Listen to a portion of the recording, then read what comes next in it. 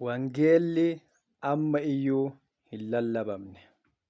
Wangeelli amma iyyuu hin lallabamne kan jedhuuf ragaan qaba.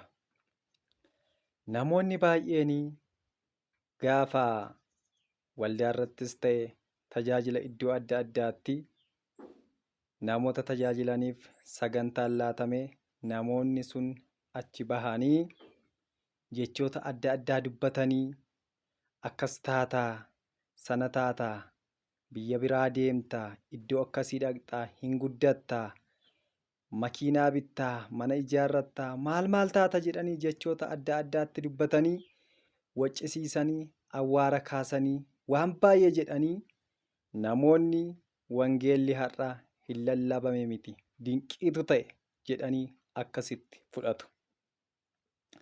Garuu wangeelli hin lallabamne. Wangeelli lallabameera kan jennu gaafa kaayyoo inni barreeffameef lallabame sana lallabameera jenna malee waan namoonni achi bahanii jechoota adda addaa waan miira namaa kakaasu, hawwii namaa kakaasu dubbatanii waccisiisanii haala adda addaa keessa nama galchanii dubbataniif wangeelli lallabameera hin jennu. Wangeelli hin lallabamne. Sagaleen Waaqayyoo maal jedhaa? Ergaa Xiimotewos isa lammaffaa boqonnaa 3 lakkoofsa 16 irratti maal jedhaa?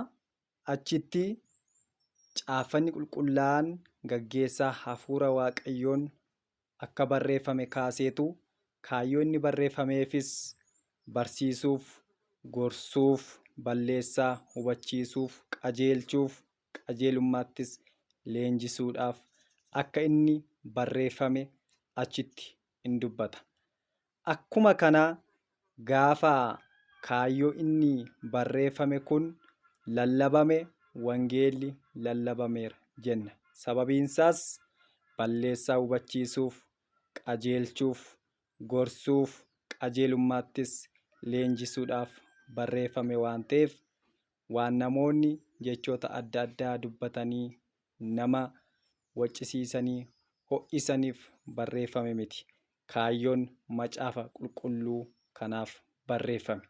Kanaaf ilaalcha keenya, yaada keenya haa sirreeffannuu. Warri tajaajillus ta'e warri tajaajilamnus kan lallabnu, kan faarfannu, ergama wangeelaaf baatanii kan jirtanis akkasittiin ilaallaa, akkasittiin ilaalcha keessan sirreeffadhaan dhaamsa kootii eebbifamaa.